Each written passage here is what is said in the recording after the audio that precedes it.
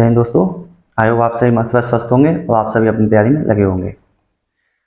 आज एक जजमेंट आया सुप्रीम कोर्ट का, जिसमें बीएड वर्सेस बीटीसी आप लोग कहते हैं, और उसमें जो जजमेंट आया है वो बीएड का बताया गया है कि बीएड वाले प्राथमिक शिक्षक भर्ती से बाहर हो जाएंगे, यानी कि प्राइमरी लेवल के जितने भी एग्जाम्स हो फर्स्ट टू फिफ्थ वाले, उससे वो बाहर हो जाएंगे, यानी कि वो पेपर शिक्षक नहीं बन पाएंगे प्राइमरी के। ठीक है, तो उसके बारे में हम कुछ चर्चा करेंगे।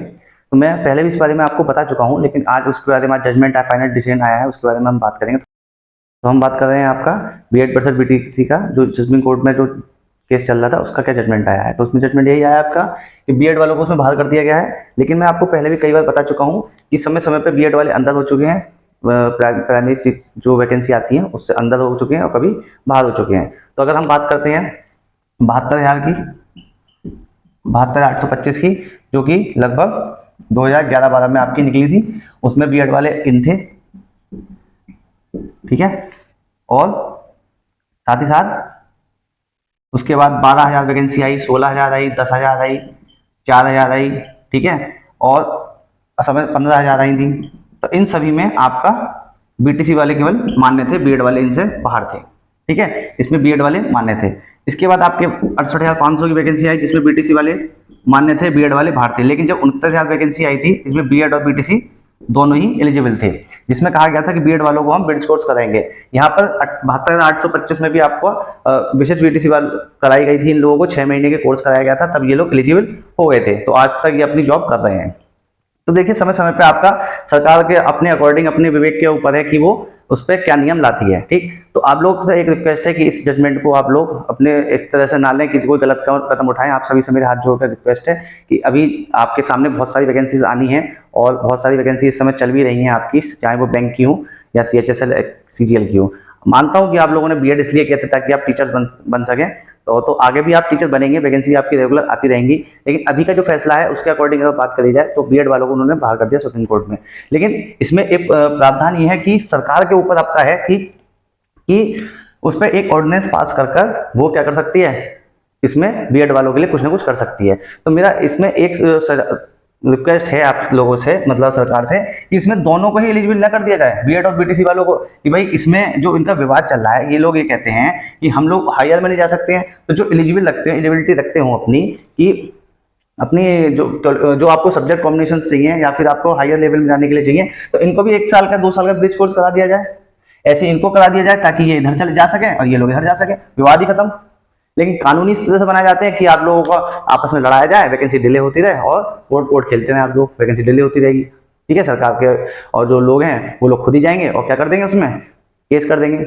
अगर इसमें देखा जाए तो बीटीसी वाले जो आपके कॉलेजेस थे, बीटीसी वाले वो सब बंद हो रहे थे, धीरे धीरे बंद हो गए कगार पे। ये सब पूंजीपतियों के हैं, आपके 30,000 40,000 फॉर्म भरे गए हैं इस बार, तो बीटीसी कोई कर नहीं रहा है। जब बीएड आपका मान्य है, आपका दोनों में आपका मतलब फर्स्ट टू लेके हायर तक, मतलब inter level class, inter college तक आपका, तो आदमी बीटीसी क्यों करेगा? इसी वजह से बीएड की डिमांड बढ़ गई। तो जब तुमने उसमें लूज पोल छोड़ रखी है, सोच समझ के कानून नहीं बना रहे हो आप लोग, तो क्या होगा? यही होगा, लड़ाई होगी, सुप्रीम कोर्ट में पहुंचेगा, हाई कोर्ट में पहुंचेगा, कोर्ट कोर्ट खेलते रहेंगे। आप भी खुद से कोर्ट में केस डाल देते हैं, डिले हो, और जिनके पूंजीपतियों के जो कॉलेज वगैरह बंद होने के कगार पे हैं, वो अपने कोर्ट में जाते हैं फिर। ठीक है, फिर जजमेंट से खेला जाता है, उनसे क्या करा जाता है। इसलिए आप लोगों से रिक्वेस्ट है, हाथ जोड़कर निवेदन है कि ऐसा कोई कदम ना उठाएं, ना ही कोई माँ बाप उन बच्चों को प्रेशराइज करें किसी उसके लिए। लाइफ आगे बहुत लंबी है, ठीक है, यहीं खत्म नहीं हो जाती है कि बीएड अगर बाहर हो गया तो बस हमारी नौकरी नहीं लगेगी। मानता हूँ आपके इधर उधर कहीं शादी वादी होनी होगी या बात चल रही होगी रिश्ते की, जॉब पे आपकी अटकी पड़ी होगी, लेकिन कोई बात नहीं, घर वालों को समझाइए, बताइए, चीज़ों को थोड़ा टाइम लगेगा। लेकिन आप लोग ये मानिए कि सरकार आपके विषय में भी सोचेगी और कोई ना कोई अध्यादेश लाकर बीएड वालों को भी अंदर करने की कोशिश करेगी। सरकार के विवेक पर है, सरकार, मैंने आप लोग पहले ही बता चुका हूँ कि सरकार के विवेक पर है। ठीक है ना। अब देखिए, यहाँ पे बीएड वाले अंदर, यहाँ पे अंदर, यहाँ सब में बाहर, यहाँ पे केवल बीटीसी वाले हैं। ठीक है ना। तो आप लोग इस तरह से सोचें कि आने वाले टाइम में कि आपको बीएड वाले अंदर, सकारात्मक है कि बीएड वालों को भी अंदर करा जाएगा। ठीक है ना। अब वो 1 साल का ब्रिज कोर्स कराएं या कोई स्पेशल बीटीसी कराएं या कुछ और कराएं, क्योंकि शिक्षा जो है आपकी समवर्ती सूची में आती है, तो इसमें सेंट्रल गवर्नमेंट आपकी क्या बना देगी, कोई नियम बना देगी। अब वो राज्य सरकार पर है कि वो नियम माने ना माने। ठीक है ना, वो अपने अकॉर्डिंग करे।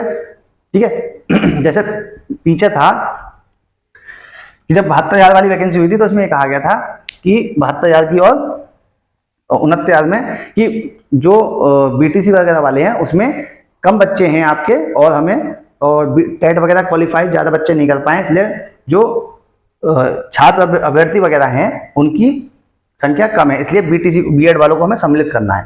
तो उन्होंने ठीक है ओके 6 महीने का ब्रिज कोर्स करा दीजिए उन्हें और उन्हें सम्मिलित कर लीजिए। तो आगे भी ऐसा हो सकता है, ठीक है ना। तो कोई भी सरकार जो चाहती है वो ज़्यादा से ज़्यादा लोगों को मौका देना चाहती है। ज़्यादा से ज़्यादा लोगों को मौका देगी, ज़्यादा से ज़्यादा उनका कलेक्शन होगा, ज़्यादा से ज़्यादा फीस आएगी, ज़्यादा से रोजगार देने के उनको अवसर प्राप्त प्रदान होंगे। कि हमने 70,000 वैकेंसी निकाल दी, 30 लाख लोगों का फॉर्म भरवाया, तो हमने मौके तो दिए आप लोगों को, तो कहने को हो जाएगा कि हमने कितने लोगों को मौका दिया, ठीक है। और फिर बाद में एक अखबार में कटिंग निकलेगी कि योग्य भर्ती हमें प्राप्त नहीं हुई, तो सीट्स खाली भी रह जाती हैं उसमें। तो आप ये मानिए कि आने वाले समय में जो ट्विटर कैंपेन हो आपका, चाहे सड़क पे आप लोग धरने प्रदर्शन करें या फिर किसी ज्ञापन वगैरह दें, तो किसी न किसी माध्यम से सकारात्मक खबर आपको जरूर निकलेगी आपकी। एक चीज़ ये पूछी जाती है कि जो पहले बीएड करके लग चुके हैं और 2018 के बाद 69 भर्ती हुई है, उन लोगों का क्या होगा। तो उन लोगों का कुछ नहीं होगा, क्योंकि उसमें लिखा गया था कि हम उन्हें ब्रिज कोर्स कराएंगे, लेकिन वो फैसला 2018 के बाद का, इसलिए डाउट में है। लेकिन उसमें अभी फाइनल डिसीजन मतलब जजमेंट का जो लिखा जा रहा है उसके बारे में जो आएगा तभी उसके बारे में बता पाएंगे। लेकिन मेरा जो कहना है वो यही है कि 69 वाली भर्ती से कुछ नहीं छेड़छाड़ होगी, क्योंकि वो एक लंबे समय से 2-3 साल से जॉब कर रहे हैं और जो क्या ब्रिज कोर्स के माध्यम से कराया जाएगा, क्योंकि ये एक बहुत बड़ी वैकेंसी है, तो इतने लोगों को एक साथ छेड़ा नहीं जा सकता। तो आने वाली वैकेंसी में इसका असर देखने को मिलेगा सुप्रीम कोर्ट का फैसले का, लेकिन बाकी और किसी जजमेंट पर उस पर जो भर्ती हो चुकी है उन पर कोई फर्क नहीं पड़ने वाला। बाकी फाइनल डिसीजन जो है लिखा गया है उसमें क्या आता है पढ़ने के बाद ही पता चलेगा। लेकिन मेरे अकॉर्डिंग ये है कि इनसे छेड़छाड़ नहीं करी जाएगी, वो जैसे अपनी सेवाएं दे रहे हैं उसी तरह से अपनी सेवाएं आगे भी देते रहेंगे, ठीक है ना।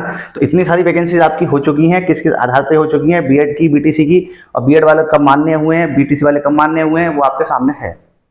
तो ये आप सरकार के विवेक पे, जैसे राजस्थान वाले में था तो उन्होंने प्राइमरी लेवल से बीएड वालों को पहले ही बहाल कर दिया, जिसको बेस बनाकर सुप्रीम कोर्ट में जो जजेस थे उन्होंने जजमेंट आपका दिया है।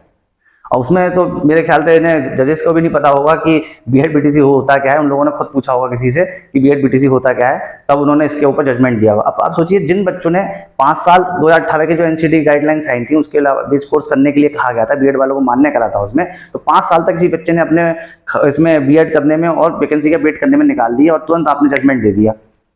लेकिन आप ये भी तो सोच सकते थे कि जिन्होंने अब इसके बाद जो करेंगे, जिन्होंने कर लिया तो कर लिया, और वो एलिजिबल जो वैकेंसी अभी चल रही है उसमें बीएड वाले एलिजिबल रहेंगे, ठीक है। और जो आने वाली जो वैकेंसीज होंगी उसमें बात की बात होगी, ठीक है, एलिजिबल है नहीं है, तो दोनों को रख के सोचो ना। अगर सोचो उनका ही बच्चा कोई उसमें वैकेंसी में होता तो इस तरह का जजमेंट आता, उनके परिवार के 10-15 लोग होते तो इसमें जैसा जजमेंट आता। लेकिन खुद के बच्चे क्या है, बहुत बढ़िया बढ़िया जगह पढ़ रहे हैं, इधर उधर पढ़ रहे हैं, विदेशों में पढ़ रहे हैं, उनको किससे मतलब है नहीं लोगों को, चाहे वो कोई पूंजीपति हो या कुछ भी हो, ठीक है ना। तो उन्हें उससे मतलब नहीं है। लेकिन क्या है, एक तरफा फैसला दे दिया, क्यों? क्योंकि यहाँ बीटीसी वालों को क्या करना था, खुश करना था। बीटीसी जो कॉलेज वाले थे, पूंजीपति थे आपके, उन लोगों को क्या करना था, खुश करना था। तो भाई उनको भी ध्यान में कि भाई वहां पर भी तो कहा होगा कि लोगों का बीटीसी के प्रति रुझान कम हो रहा है, सीट्स खाली रह रही हैं। 2 लाख वैकेंसी अगर यूपी में बात करी जाए तो यूपी में 2 लाख सीट्स हैं, उसमें 10% सीट्स ही भर रही हैं, कॉलेजेस बंद होने के कगार पे हैं।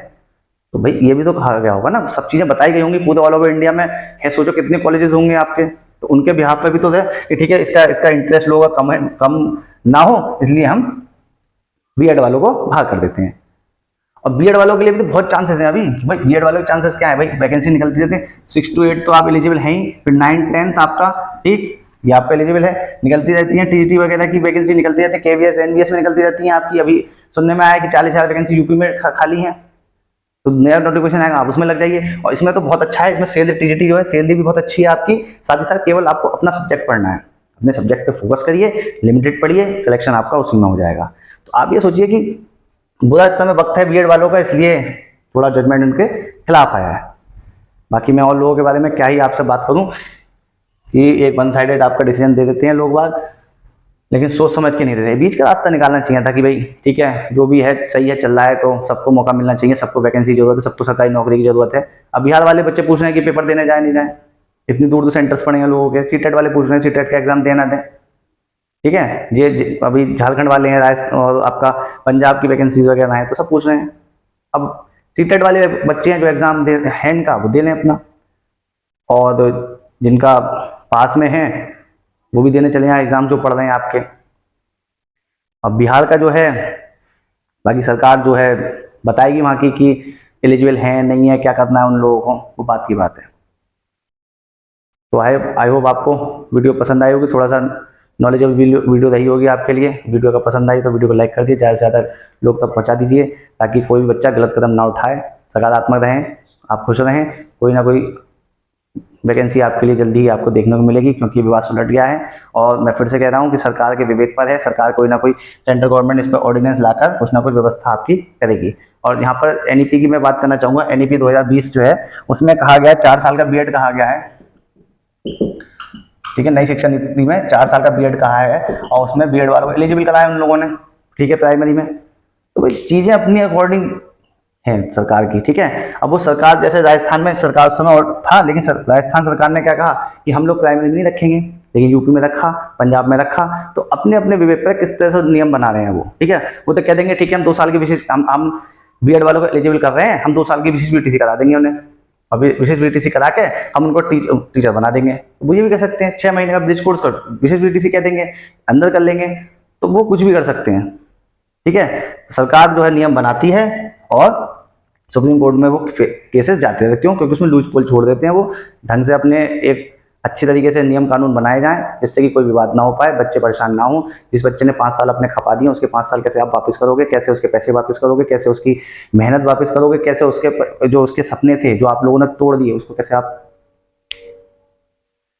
कहने के लिए मेरे पास शब्द नहीं है अब, ठीक है ना। आई होप आप लोग, अगर वीडियो पसंद आई है तो वीडियो को लाइक करके शेयर कर दीजिए, चैनल को सब्सक्राइब कर दीजिए। ऐसी लेटेस्ट नोटिफिकेशन, लेटेस्ट अपडेट्स के लिए आप लोग चैनल पे बने रहें। आज के लिए इतना ही, जय हिंद।